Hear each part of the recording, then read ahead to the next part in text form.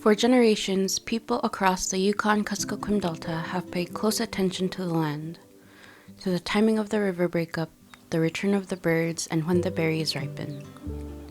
Yupik and Yupik elders teach that these seasonal patterns tell us how the land is changing. Today, scientists are also continuing that careful observation. The tundra in Alaska is home to plenty of delicious and nutritional plants. Salmon berries, blackberries, and Labrador tea are not only a food source for animals, they're essential for our Alaskan communities too. As the climate changes, scientists are wondering, will the plants change too? My name is Matteo and I'm originally from Italy. I got my PhD in Norway and now I'm a postdoctoral researcher at Utah State University. Matteo studies plant communities, the different types of plants growing in one place, to see how warming affects them. So climate change is expected to change plant community composition. So for example, some species can become more abundant while some other species might become less abundant, for example. So I'm Jenna Ross. I'm originally from Buffalo, New York, and I'm a master's student on the project with Josh Leffler at South Dakota State, and this is my second summer in the YK Delta. Jenna is also studying how climate change is affecting the tundra plants, especially two important species. So two of the species of interest in our study are utsuk, which is the salmonberry, and ayuk, which is the Labrador tea. Atsat and ayuk are important plants to many of us living in the region for nutrition, wellness, and cultural connection. Scientists predict that there will be an increase in flooding in the Yukon-Kuskokwim Delta as a result of our warming climate. Jenna and her team are tracking how flooding may affect the plants.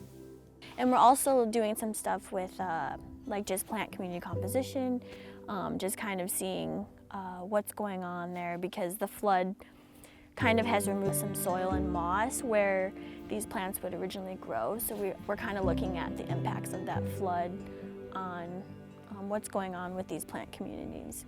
The researchers are also using small greenhouses called open-top chambers to test how warming affects the soil nutrients and plants in this ecosystem. We could also expect changes at the level of single species.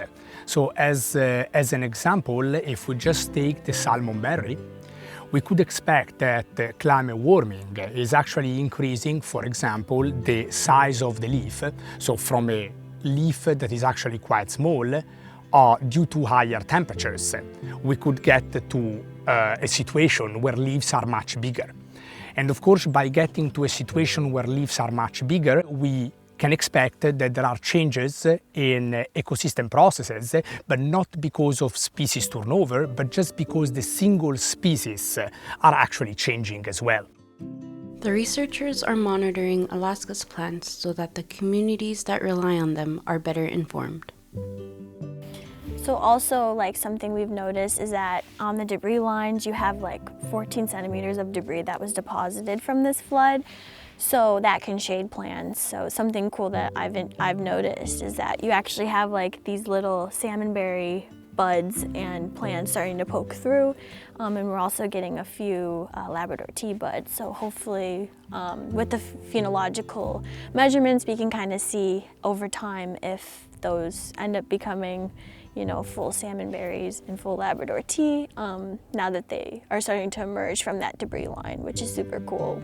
These plants have been part of life here for generations. With the help of science and traditional knowledge, they'll have a better chance of thriving in the future.